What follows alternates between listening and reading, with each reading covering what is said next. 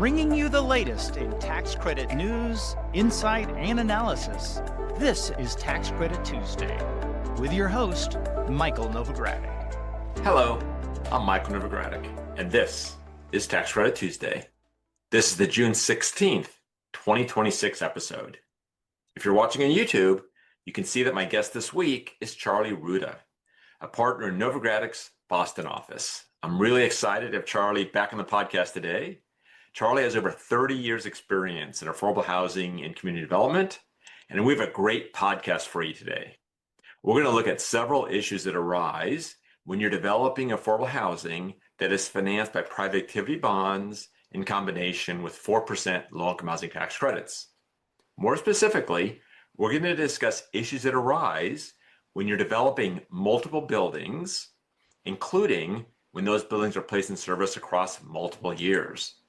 This applies to both new construction and the renovation of existing rental properties. Now, there are a lot of issues involved in these types of developments, more than we can cover in a single podcast. That said, our purpose today is to highlight a handful of the issues that developers, syndicators, and investors should be aware of so they can address them properly and avoid any traps for the unwary. Now, this isn't a deep dive into how to resolve all of these various issues. It's more an effort to raise the red flag, to raise the notice to our audience so that they can focus on these issues. And as I mentioned, avoid any foot faults that could arise. There's a lot for us to talk about today. So if you're ready, let's get started. Charlie, welcome back. Thanks. This is your fifth appearance on Tax Credit Tuesday. And the last time you were here was last September when you and Julie Lawrence joined me to talk about key compliance issues when you're using long-term tax credits and private activity bond financing. I will include a link to that podcast in today's show notes. That said, welcome back. Thanks, Mike. Glad to be back. Now, before we start the podcast, the main body of the podcast, please take a moment to remind our listeners of some of the many services you provide to Novogradac clients. Yeah, I like to say that I provide the full suite of services for affordable housing and community development, from pre-development, planning and structuring, right through the end of the compliance period and beyond. Upfront things that we're going to talk about today, the 25% test and some of the other things you need to be thinking about for tax-exempt bond transactions, right through audit and tax work. And then at the end, what is the next life for your property? Are you going to hold it? Or are you going to redevelop it? Are you going to sell it maybe? There's lots of things to talk about over 15, 17, or 18 years. No, that's great. And the fact that you've been working in the area for 30 plus years, you've seen the full life cycle of many properties. I've seen my notes on things that I said, geez, I thought I'd be retired by the time this came back around. Well, some might say you're past your extended compliance period. Yes, that's right. So in the introduction, I explained that we're going to discuss some of the traps of the unwary when developers are building or renovating apartments that have multiple buildings, and of course, as well as when those buildings are placed in service across multiple years. But I actually think there are probably some listeners that are thinking to themselves, how many properties are single building properties versus multiple buildings? So I thought it'd be useful if we started off by you sharing what portion of your affordable housing, private activity bond finance, 4% tax credit developments that you work on are multiple buildings as opposed to a single building. Lately, it has been a lot more multiple buildings than single buildings. And that goes very true for rehabilitation, but even for new construction as well. I think it's part of the sign of the times, people trying to be efficient and put together better structures for their transactions. And lately, I think I'm just in a cycle right now where I'm seeing a lot more bigger multi-building developments. And you're mentioning that many, you can use the right adjective, of those multiple buildings are scattered site where they're taking towers, if you will, and then aggregating the towers to get certain efficiencies?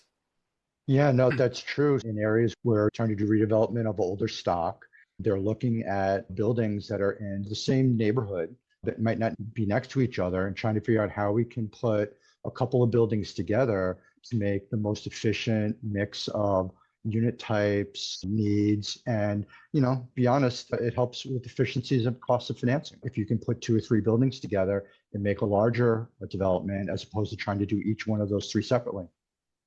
Now that's interesting because I think when many people think of multiple building developments, they naturally think of the garden style, 1 to 3 stories, multiple buildings in a given sort of development. And you point out the fact that multi-building can oftentimes be scattered site and more than 3 or 4 stories. Right, that's right. So let's start with what I think of as maybe the biggest issue. It's certainly a large issue for any affordable rental housing that's being financed by private activity bonds. And that, of course, is the 25% finance by test, where you have to finance 25% plus of the land and building in order to be eligible for loans and tax credits on the entire property versus just a portion financed by private activity bonds. Please briefly explain that test, any more details you want to share to how I described it. And then if you could focus on the challenges that arise with a multi-building property, including some of those multiple buildings are placed in service across more than one tax year. Right. So there's a lot there. Let's start with the basics, right? So the 25% test, we've had other podcasts and discussed about it, but I thought it would be good to just give a recap. So the 25% test is a fraction, the numerator of which is the amount of volume cap bonds that are going to be available for the low-income housing tax credits. And the denominator is aggregate basis. I'll talk a little bit more about that in a second. And so to the extent that you are greater now than 25%, low-income housing tax credits come as of right for your eligible basis. And I'll remind everybody that aggregate basis is depreciable basis plus land.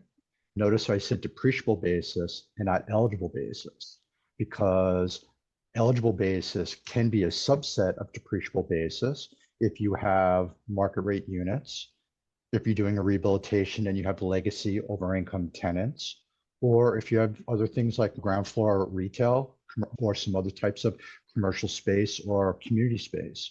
There's a number of things that can go into the aggregate basis. A lot of people think that it's the bonds and eligible basis, but it's really more than that.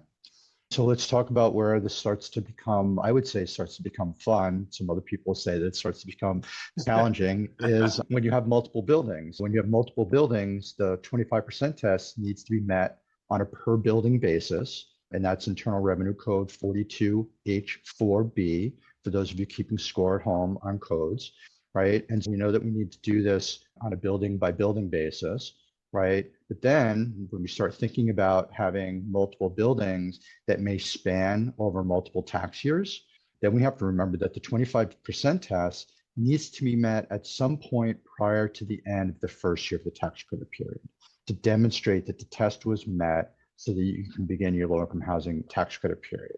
And again, we're going to talk a little bit more about this, but that's where things really start to become fun. And a lot of it is going to come down to timing. And we're going to talk more than once about what we mean when timing, but you're really trying to get everything lined up to go as you're hoping that it will go. And then I'll just note that other podcasts for satisfying the 25% test, my partner Dirk Wallace did a podcast on February 3rd, 2026. And my very first podcast back in August of 2023 was also heavily influenced about the then 50% test, which is now the 25% test. No, thank you for that. We will link to both those podcasts in today's show notes. And I would encourage listeners to go back and listen to those podcasts. So as you mentioned, when you have multiple buildings, you do have to satisfy the 25% test on a building by building basis.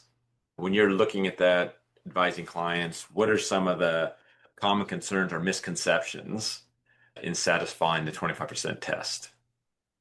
I'll talk about the misconception first. The misconception is, and it's easy to have this misconception, that it's one project and that everything all comes together. In a lot of people's minds, it is. And it really is, because it's ABC Apartments, LLC, and you're putting together one transaction, one plan of financing, right? All of that.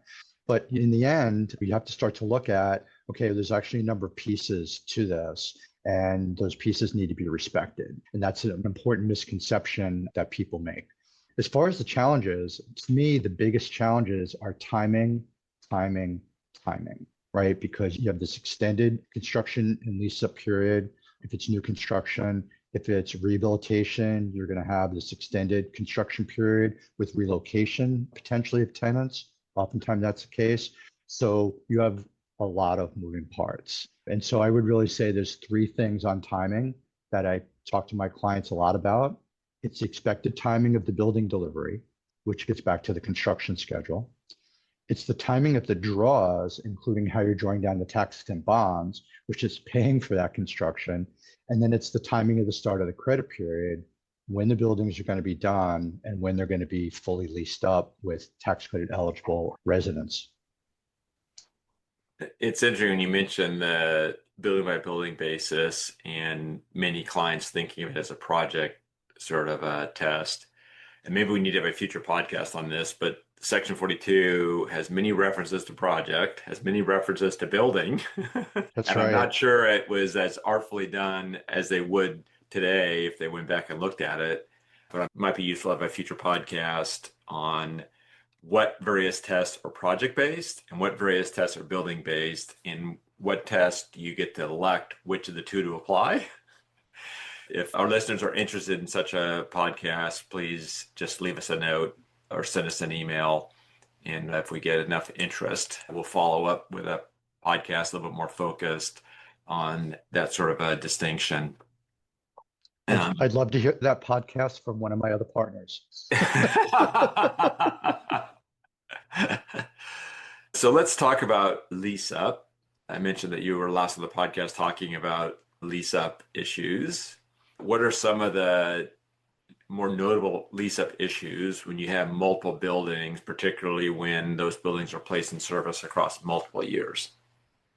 Yeah, so the first thing that you're really going to want to do is you're going to want to get your property management team focused on this, right? Because your lease up begins, they're the front end of lease up because they're out certifying the tenants, they're out marketing, they may be dealing with the local housing authority or other housing service organizations if you have certain targeted populations that you're anticipating. So you really need to get your lease up team in and involved.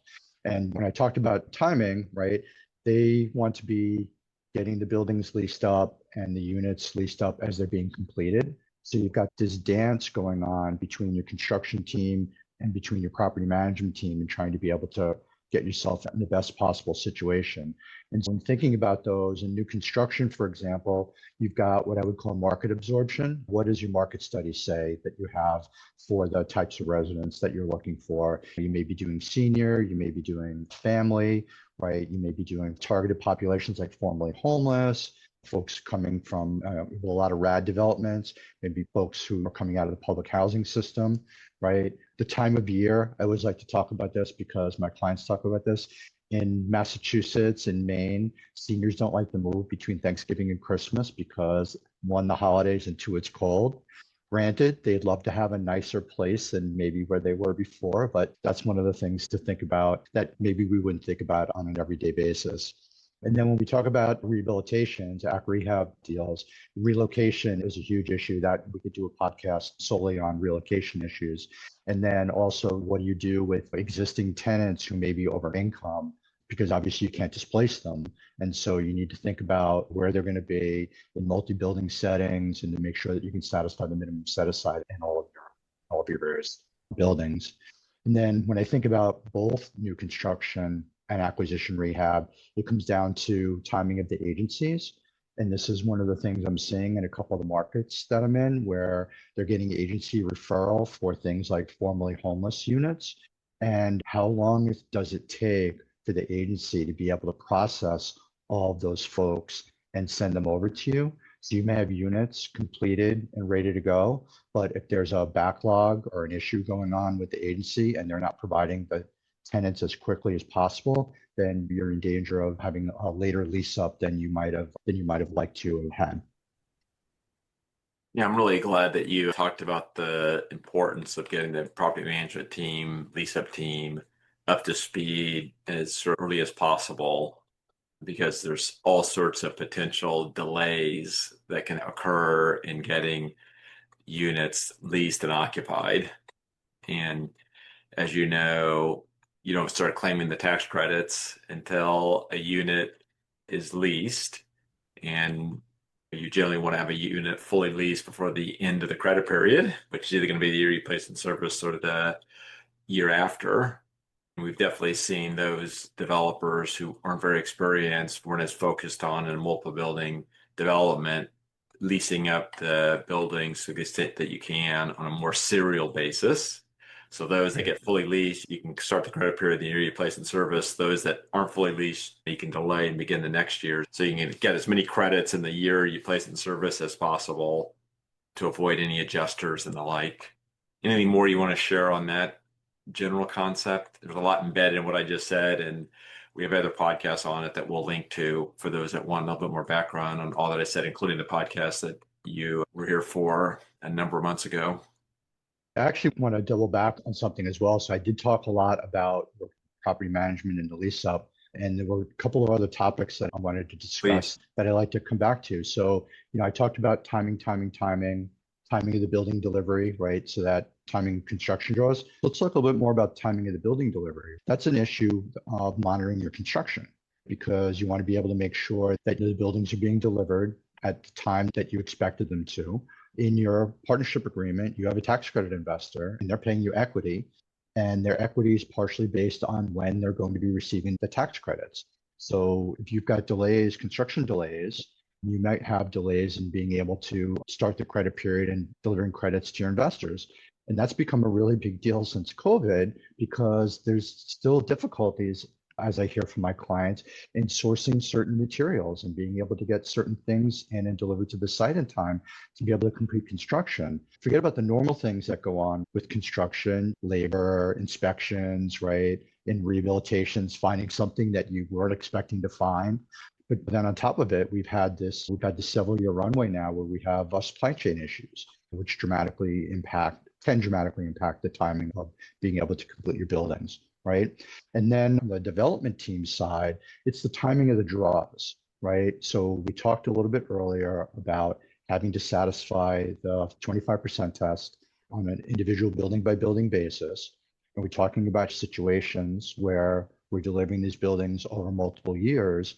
You need to make sure that you've drawn enough bonds to satisfy the 25% test on the buildings that you're placing service in the earlier year.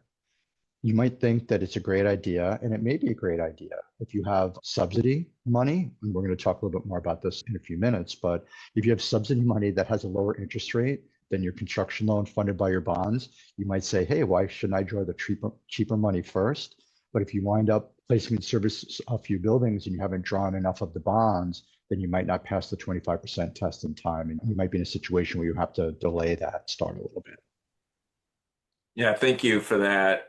And when you talked about the bonds being drawn for construction versus bonds being drawn for takeout, maybe we'll have to have you back to talk about the handful of the different ways in which private activity bonds finance residential rental housing at different points in time, depending upon different structures. Once again, save that for a future podcast.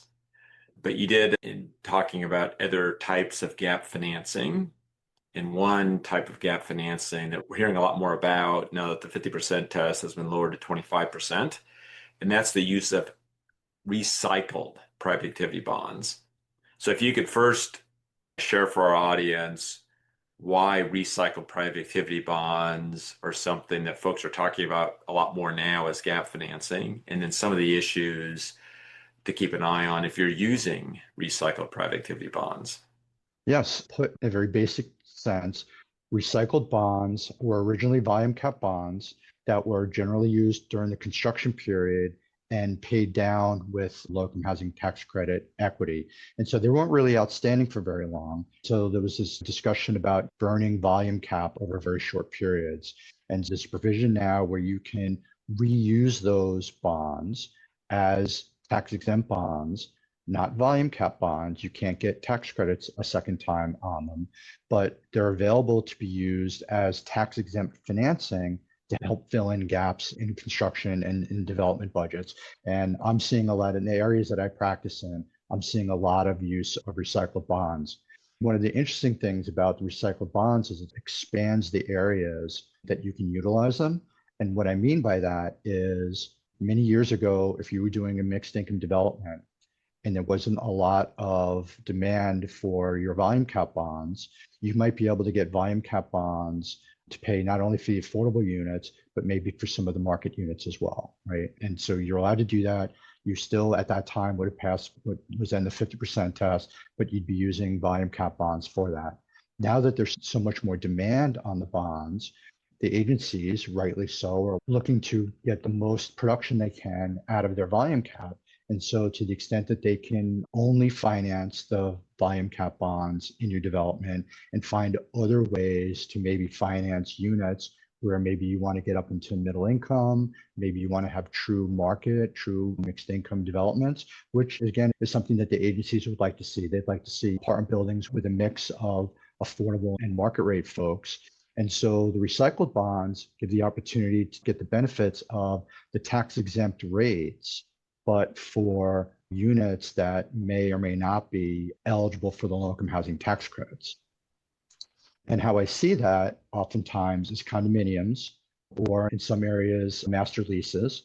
I talk to a lot of my friends who are real estate tax attorneys, and there's important differences between condominiums and master leases in different states and different areas. But I can talk about one example that I've had very recently where I had 3 condominiums. Condominium A is where the LIHTC units were. Condominium B was some workforce middle income housing. And condominium C was a community facility. We were not located in a qualified census tract, so we couldn't get that included as a community service facility. Another topic for another day, perhaps in another podcast. But where we ended up with that is the volume cap bonds were used in condo A. Recycled bonds were used in condos A, B, and C. And then taxable bonds were used in condos B and C. And so we talked earlier about one of the challenges for our clients is they're thinking about this as one development. So this is one development with 3 completely different tenant structures in it and financing structures. And so they still look at this as their one development, but really you've got 3 separate taxpayers and really 3 separate plans of financing that all need to balance out at the end of the day. And like I said, this is where it gets fun for me and where I spend a lot of time talking to my clients, because there's so many places within here that if you're not paying close attention, you can make an unintended foot fault and wind up in a spot where you really don't want to be or never should have had to be.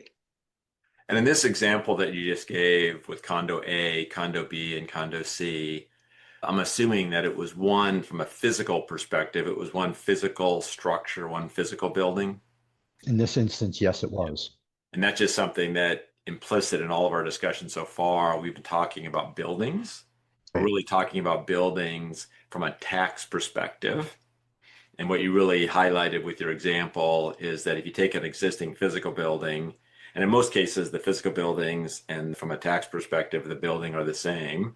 However, in your condo structure, each condo is treated as a separate building. So in our example, that's 3 buildings. And then similarly, when you're doing an ACT rehab, the acquisition's 1 building and the renovation costs are a separate building. So those are for our audience, just to clarify that when we're talking about building here, we are talking about the tax concept of a building, which isn't exactly the same as the physical definition of a building. So earlier in this podcast, you did reference the fact that there will be other capital sources to help fill financing gaps. And that could be state tax credits, it could be below market loans, could be grants. And that when you're developing with private activity bonds and needing to satisfy the 25% test, you need to be mindful as to how you draw down those sources. Please share more about some of the concerns that can arise. Yep, so I can do that. And I previewed it a few moments ago when I talked about trying to draw your cheaper sources of financing before your bonds. Really, again, our development team is looking at this as one project. They've got construction invoices coming in, they've got invoices coming in for architect, engineer, and all that, and they need to draw the money down to be able to pay this. In a perfect world, if you drew all your sources down ratably, the math would always have to work, or it would be almost perfect. But you'd have this great thing, draw everything pari passu, and you don't have any problems. But We don't always have that situation, especially when it Do we comes ever to, have it? I don't know, maybe once. You may have grant funds that you are allowed to draw at certain times. The grant funds may be in a spot where they can only pay for certain things, like maybe they can only pay for energy improvements or electrification if you're converting from gas to electric. So they may be specifically sourced for that. And then you mentioned state credits. State credits are very popular and becoming much more popular. But for the state credits, there's certificates. There's two kinds of state credits. And without going through this whole thing, I'll talk about certificated ones because that's the ones that I see a lot in the areas where I practice. You don't get to monetize those certificates until after the certificates are produced by the state agency, which means that money's coming in late, which means that it needs to be bridged. So again, in thinking about if you could draw your sources down ratably, your state equity funds are probably going to come in even later than your federal equity funds, just because of the nature of how the programs work and the certificates that you need to be able to get in order to be able to claim those types of credits. So really, I'm afraid I'm drifting down a path where I'm starting to make this complicated. It is, but for everybody to help understand and identify what the issue is to be watched is, you really need to make sure that as you're drawing down your sources to pay for your construction and everything that's going on, that you're mindful that you're drawing a ratable amount of tax-exempt bonds. This way, when you place certain buildings or certain condo units in service in the first year, you've got enough tax-exempt bonds drawn ratably to be able to assign, allocate, or allot to those buildings so that they can pass the 25% test. And then you've got enough left over and the remainder for the buildings you're placing in service in the second year. Hopefully you're not going to a third year. I've had two of those, but you can have those and be able to allocate them and continue to satisfy the 25% test. Thank you for that, Charlie. That's a great sort of a overview on the bringing in additional gap financing. So I feel like we've covered a lot. We've talked about some of the sort of core issues across when there are multiple buildings, some of the extra complexities when they're placed in service across multiple years. You've talked about recycled bonds. You've talked about other gap financing and some possible traps of the unwary. What else would you want to share with our audience at this point? And this is probably a lesson that I talk to all my developers about. And I mentioned it earlier. You close your transaction with a tax credit investor. There was a pro forma and there's an expectation of when buildings are going to be delivered. There's an expectation of when credits are going to be delivered. You've made promises. And so throughout all of this, if you can deliver on the promises that you made, as the promises of the business deal is another way that you could refer to that, and stick as closely to possible as that, then your deal is going to come out right where everybody's expectations are. The moment that things start to deviate, that's where it starts to become even more important to monitor because there's potentially unintended consequences that could come along once your deal starts to deviate. And really, for me, the biggest piece of that is timing and trying to control the timing of your entire project, of not just the construction, not just drawing the funds down, not just when the tenants can be in there, but when you have to finally close your construction financing and convert to permanent financing, assuming that in our case, you're using your tax-exempt bonds during the construction period. So it's really just this tremendous dance. And it's just a matter of trying to make sure that everybody is moving in harmony and rhythm to get to the goal of completion. No, and thank you for that. And I deal with the fact that you emphasized earlier about the finance by test and end the first year of the credit period, because the end of the first year credit period almost becomes more of a cliff effect, if you will, in terms of when all these tests have to get satisfied and the rest. So I definitely would be encouraging our audience that you've got to be taking that initial projection, updating it consistently, and well before when you think might be the end of the first year of the credit period, going in and ensuring that all these tests are being satisfied so that you can avoid something that you can't recover from. And it's less about having issues. It's more about addressing the issues in a timely enough fashion that you avoid cliff effects. So thank you, Charlie. Please do stick around for our off-mic section. To our listeners, if you receive value from today's episode, I wanted to share with you, or I will share with you, 4 quick ways that you can support Tax Credit Tuesday and help more of our industry colleagues discover the insights we share every week. First, do subscribe to Tax Credit Tuesday on your favorite podcast platforms. We're on YouTube, Spotify, and many others. Second, please visit the show notes to connect with Charlie and explore additional resources from today's discussion. Third, I encourage you to share the episode with a colleague or others in your network. Also, feel free to share it on social media, and if you do, please tag me. And fourth, if you have questions or ideas for future episodes, send us an email at contact@novoco.com. So now let's turn to our off-mic section. We get to use this space to give a shout out to others working in the tax credit and tax incentive communities that we serve. It's an opportunity to highlight a professional worthy of recognition. So Charlie, who would you like to shout out? So I would like to do a shout out to Cha Lee.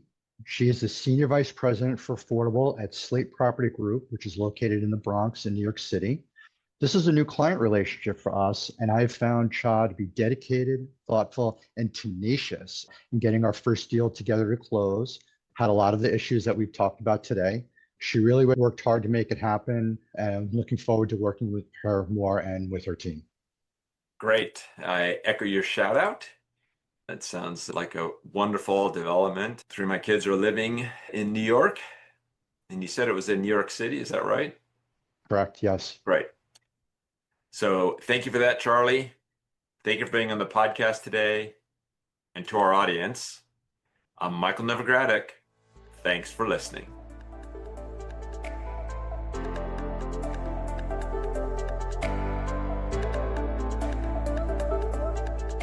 This weekly podcast has been brought to you by Novogradac. Archived podcasts are available online at www.novoco.com/podcast or by subscribing to the Tax Credit Tuesday podcast in iTunes, Spotify, YouTube, and Radio Public. You can find related links referenced in this podcast on our website at www.novoco.com/podcast. Novogradac is a national certified public accounting and consulting firm with offices nationwide. Learn more about our professional services at www.novoco.com.